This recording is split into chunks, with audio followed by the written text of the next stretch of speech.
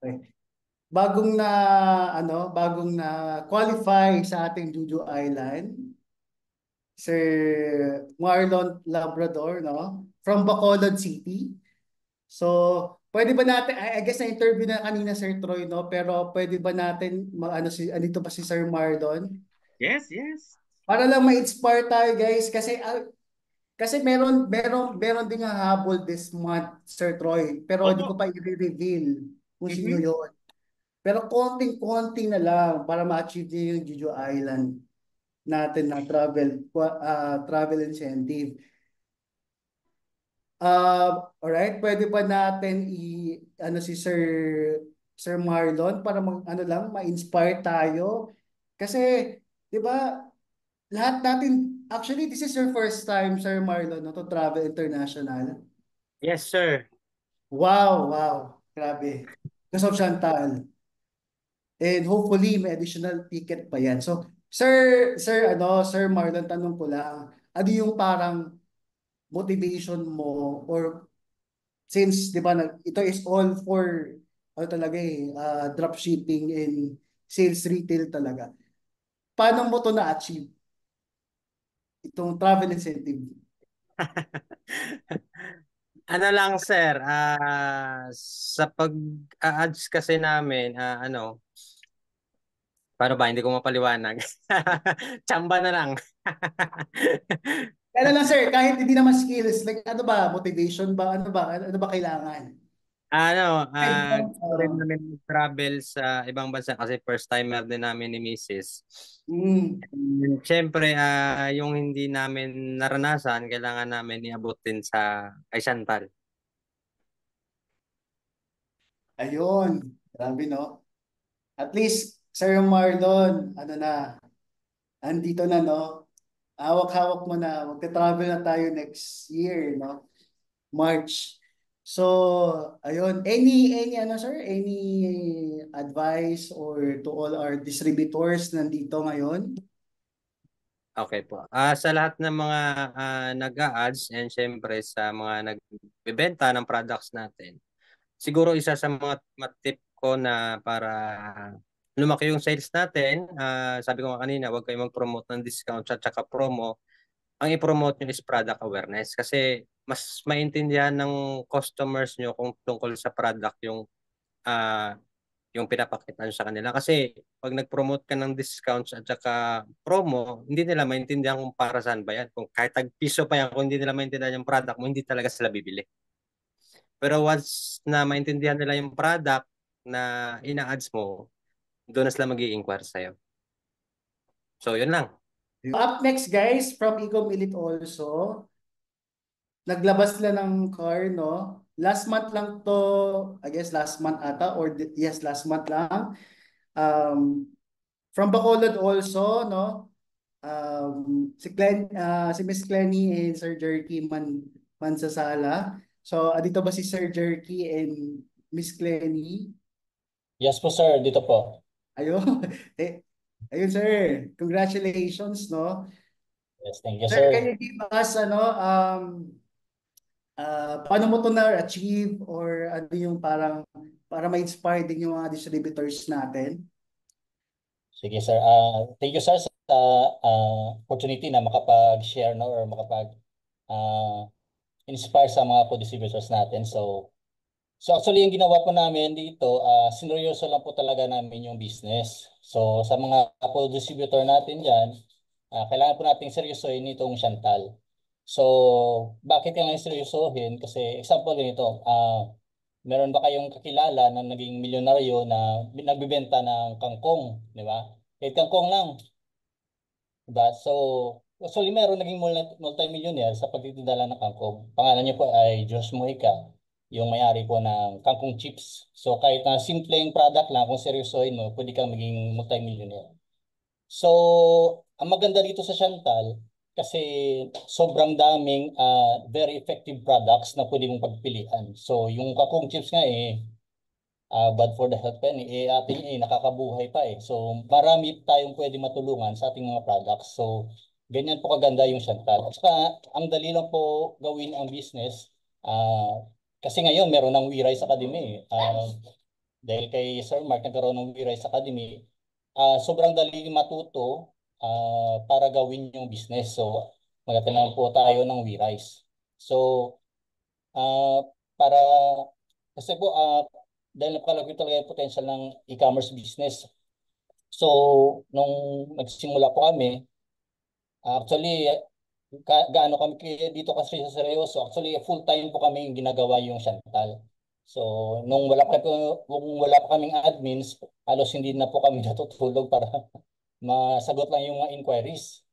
So, lalong-lalo na ngayon na yung target namin ay UAE. So, magkaiba yung time difference. So, sumasabay kami sa time nila. So, halos wala nang tulog. So, kahit maglaki ano yung eyebags namin, okay lang kasi kumikita naman. So, ganun po kami kaseryoso sa business.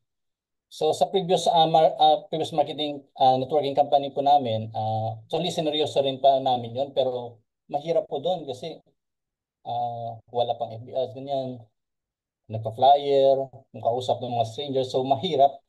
Pero dahil sineryoso namin, nakabili po kami ng second hand na car dati. So, pero dahil 8 years na yun sa amin ngayon, sobrang dami na pong issue. One time nung nag-drive kami ni Mrs., tumirik yung sasakyan sa daan, buti na lang nakauwi pa kami. So, medyo malaki na rin yung gagastusin sa sasakyan.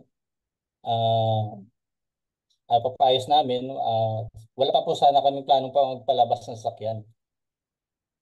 Pero kapag sinabi ni Lord na ready ka na, siya na po ang gumawa ng paraan. So, nag-try lang po kami na pumunta kami sa kasa sa Toyota, ganyan nagpa-approve. So, in God's grace, na-approve naman po. Kaya noong August 15, last month lang po, lumabas yung aming brand new Toyota Race na 2024 model. So, ngayon, kapag mag-drive kami, may peace of mind na po na hindi natitirik yung sasakyan. At saka na napapasyal na po namin yung family namin sa magandang lugar, kahit out of downtown or kahit akyat pa ng bukid. So, ganyan po. Sobrang thankful po kami sa Chantal dahil halos every year mayroong magandang bagay na nangyayari sa amin dito. So sa first year po namin dito sa Chantal, actually nakapag-ipon po ako para makapag-propose sa aking ex-girlfriend, no, ngayong misis ko na. Dahil pagka next year po, sa second year namin, nagpakasal po kami. Tapos ninong pa namin si Chairman Lowell. So ganyan po ganda yung Chantal. Tapos sa third year, doon po namin na-hit yung first international travel namin sa South Korea last year po. So first time po namin mag-travel na mag-asawa. So ngayon, dito sa fourth year namin, dito na po kami nagpalabas ng brand new na sasakyan. So malay natin, baka next year, bahay na naman, di ba? Lahat ng yan po ay katas ng Chantal, kaya sobrang thankful po talaga kami sa Chantal. Lahat ng hirap at sakripisyo po namin dito sa Chantal ay bawi at bayad talaga kapag siseryosohin mo yung business natin. So maraming salamat po sa Panginoon sa lahat ng blessings, kay Chairman Ruel sa lahat ng tulong na naibigay sa amin, kay Sir VP Mark at sa buong marketing team, kay Ma'am Marlene at sa buong operation team, at sa lahat ng bumubuo ng Chantal. Dahil sa Chantal, ang aming kailan kaya, ngayon unti-unti na nagiging sa wakas. Maraming salamat. Yes, no, today lang naglabas ng sasakyan from Lucena City. Andito ba si Miss Morelia? Ngayon lang, as in Po. today. Hello Today po. lang. Ayun, Hello, yes. sir. Hi, Miss Morelia. Ayun po. Kamusta yung ano natin? Hello po, sir. So, clear naman po yung voice ko. Yes, yes, yes. Ayun po, kakauwi lang po sa bahay ngayon. Medyo matagal kanina po, tapos kumain sa labas. Ayun, congratulations, no? Grabe. And ayun, can you also share paano mo tina-achieve? Yun.